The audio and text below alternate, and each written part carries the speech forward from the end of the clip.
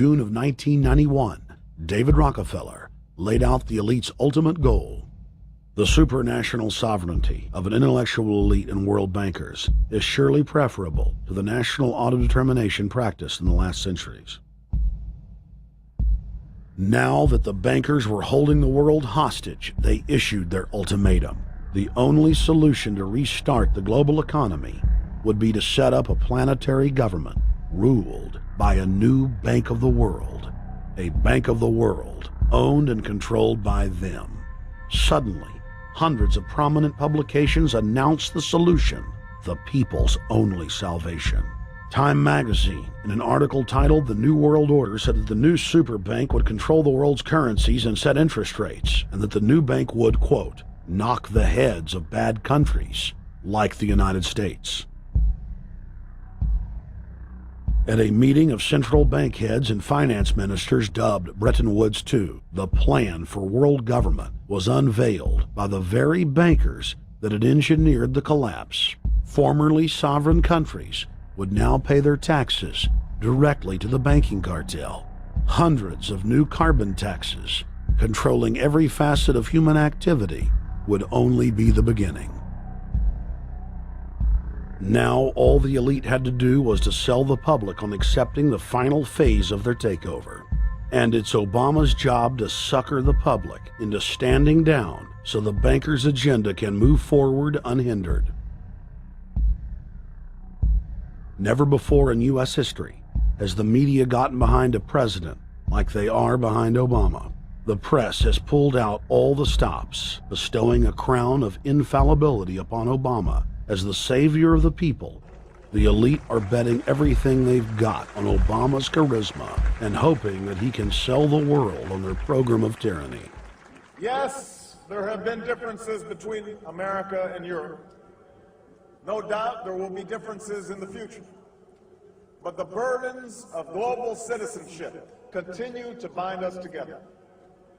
A change of leadership in Washington will not lift this burden.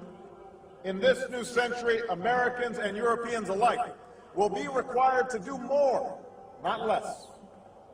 Partnership and cooperation among nations is not a choice. It is the only way. We've got to give them a stake in creating the kind of world order that I think all of us would like to see. In truth, Obama is not simply continuing George W. Bush's policies. He is radically expanding them. I thank President Bush for his service to our nation. This film has documented the painful fact that Barack Obama's agenda is the complete opposite of what he has claimed it to be.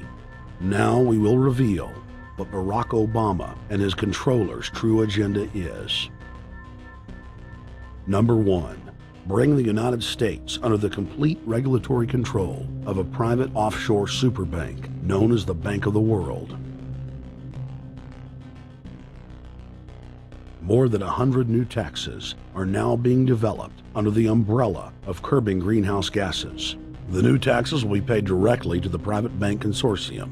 At the producer level, taxes will be paid on farm animals' flatulence. At the consumer level, there will be carbon taxes on all forms of meat, beef, poultry, pork, and fish. All cars will be fitted with satellite tracking boxes that will tax driving by the mile. And an added tax will be placed on all fossil fuels, including motor oil and natural gas. All plastic products will have a carbon tax added. Outdoor space heaters and fireplaces are to be taxed. All electricity produced by coal-powered plants will be taxed. Under the cap-and-trade system, citizens will be forced to pay taxes on thousands of products to private cap-and-trade services owned by Al Gore and other elitists. There will be taxes on light bulbs, water, trash pickup, air travel, train travel, bus, ship, medicine, steel production, mining, clothing, laundry, asphalt are just a few of the new taxes to be levied.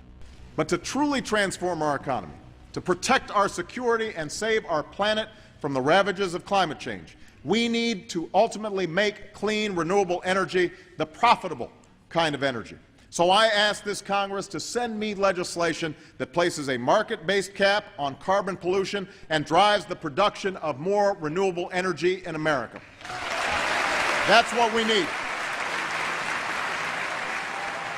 The notion of anthropogenic global warming is a fraud. In other words, the idea that the planet is getting warmer and that human activity is somehow responsible is a pseudo-scientific fraud. It's a big lie. It's a monstrosity. Remember the Nazis, they had race science, race hygiene. They said Aryan blood is different from any other kind of blood. This was, of course, idiocy, a fantastic piece of nonsense. Today, we got something similar. Global warming caused by human activity, and the answer to that is carbon tax plus cap and trade, according to the wishes of Al Gore, Prince Charles, and basically the entire world banking community, the world oligarchy. What they're trying to do with that is to perpetuate the current system where bankers rule the world, financiers rule the world, and the rest of us get the crumbs from the table. But remember, if you try to put on cap and trade and a global warming carbon tax with the idea that you're going to save the polar bears, what you're going to do is destroy human society. You're going to cause genocide on a massive scale. The deaths will be measured in the hundreds of millions and indeed in the billions.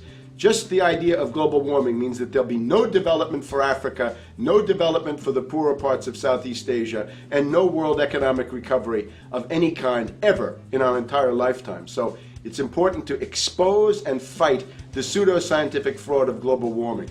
One more point about this. You don't need a climatologist to know that this stuff is a fraud. I'm a historian. I can tell you, in the last 1,000 years, we had a period of very warm temperatures called the medieval warm period, where all kinds of grapes and semi-tropical stuff was growing very far into the northern hemisphere. That was about 1100, 1200. It happened to correspond with an all-time maximum of sunspots. Right now, we can say that we're going into another maximum period where there'll be some warming, but we're well within the limits of the medieval warm period. About 1600 to 1650, there was an ice age in northern Europe. The North Sea was filled with ice. The German and Dutch ports and the English ports were filled with ice. That corresponds to an all-time minimum of sunspot activity, the Spörer minimum and the Maunder minimum. So this has largely got to do with solar activity. We can see that other planets, not just the Earth, are warming slightly as a result of increased solar activity. But we're well within the minimum. So what the oligarchs claim to be an open and shut scientific case is a piece of pseudo-scientific nonsense, and it should be rejected. Number 2, the social engineers are fully aware that the Obama craze will wear off quickly, so they are racing to put in place the most oppressive police state control grid in human history. 20,000 battle-hardened regular Army troops are now being deployed to patrol the streets of the United States. FEMA is now building giant camps in every region of the country, and the Congress has introduced bills like the National Emergency Centers Act, H.R. 645, which merges local governments and the police under federal control. And as we all know that have watched these things, they're ready for the riots. With these detention centers that are being opened up around the country, with state police training for riot control in the event of economic calamity and food riots, they know what's going on and they're prepared for it. So people better also prepare for it themselves. Anyone that's not prepared for what's going to happen, they deserve what they get, because there's enough information out there pointing to the problems, and they should take all precautionary actions. Next, Obama ordered the Defense Department to issue DoD Directive 1404.10, establishing a 1 million person civilian army under his control. Simultaneously, Obama launched USAService.org.